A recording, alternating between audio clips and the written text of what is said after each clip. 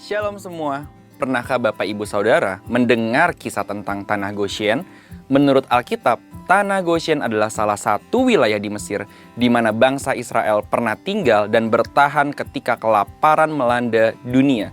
Selama 430 tahun, Tanah Goshen menjadi rumah sementara bagi umat pilihan Allah. Uniknya lagi, ketika 10 tulah melanda seluruh Mesir, Tanah Goshen adalah tanah yang dikecualikan oleh Tuhan. Kisah Tanah Goshen telah menjadi gambaran perlindungan dan pemeliharaan Allah bagi umatnya. Oleh sebab itu, dalam Voice of Pentecost kali ini, kita akan membahas mengenai pemeliharaan dan perlindungan supranatural. Pertama, janji Allah kepada anak-anaknya. Yohanes 1 ayat 12 mengatakan bahwa setiap orang yang percaya kepada Allah diberikan kuasa untuk menjadi anak-anak Allah. Oleh sebab itu, kita semua yang percaya pada Tuhan Yesus Kristus dengan segenap hati adalah anak-anak Allah. Dan bagi anak-anaknya, ia berjanji dalam Matius 6 ayat 31-33. Sebab itu janganlah kamu khawatir dan berkata, apakah yang akan kami makan? Apakah yang akan kami minum? Apakah yang akan kami pakai? Semua itu dicari bangsa-bangsa yang tidak mengenal Allah, akan tetapi Bapamu yang di sorga tahu bahwa kamu memerlukan semuanya itu. Tetapi carilah dahulu kerajaan Allah dan kebenarannya, maka semuanya itu akan ditambahkan kepadamu. Pemeliharaan adalah bagian dari janji Tuhan kepada anak-anaknya. Selain itu, kata keselamatan dalam Alkitab berasal dari kata Yunani sozo, yang berarti menyelamatkan, menolong, dan menjaga tetap aman. Sehingga perlindungan juga bagian dari janji Tuhan kepada kita semua, anak-anaknya. Kedua, keistimewaan Goshen. Di dalam kitab Keluaran diceritakan ketika tulah melanda seluruh Mesir, hanya Tanah Goshen yang dikecualikan. Sebagai contoh, Keluaran 8 ayat 22. Tetapi pada hari itu aku akan mengecualikan Tanah Goshen di mana umatku tinggal, sehingga di sana tidak ada terdapat pikat, supaya engkau mengetahui bahwa aku Tuhan ada di negeri ini.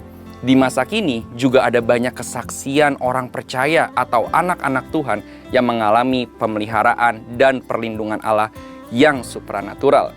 Sekalipun Tuhan dapat menolong kita dengan berbagai cara, namun kita jadi mengerti dan memahami bahwa pemeliharaan dan perlindungan Allah yang supranatural masih tersedia bagi kita sampai saat ini. Ketiga, akses masuk Goshen. Berdiamnya bangsa Israel di tanah Goshen tidak terlepas dari peran seorang Yusuf. Yusuf memiliki otoritas dan kapasitas sehingga bisa membawa keluarganya tinggal di tanah Goshen. Otoritas dan kapasitas ini diperoleh oleh seorang Yusuf paling tidak melalui dua hal, yaitu tujuan dan proses.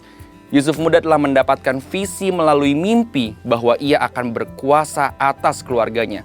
Namun tujuannya bukan menjadi penguasa yang dihormati bahkan disembah, melainkan penguasa yang bisa memberikan akses pemeliharaan dan perlindungan bagi keluarganya. Yusuf muda juga melewati proses yang sukar. Ia harus dijual sebagai budak dan ditahan dalam penjara. Tetapi kita sama-sama mengetahui, Yusuf keluar sebagai pemenang dalam prosesnya. Proses telah membuat Yusuf semakin memahami tujuannya, dan tujuan menguatkan Yusuf untuk tetap kuat menghadapi prosesnya.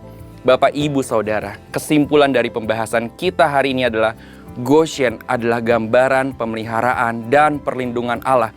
Bukan hanya untuk satu orang, melainkan satu keluarga, bahkan satu bangsa. Oleh sebab itu, mari terus mengenal Tuhan sehingga kita dapat lebih memahami divine purpose atau tujuan ilahi atas hidup kita. Dan Bapak Ibu Saudara, menanglah atas setiap proses yang kita hadapi.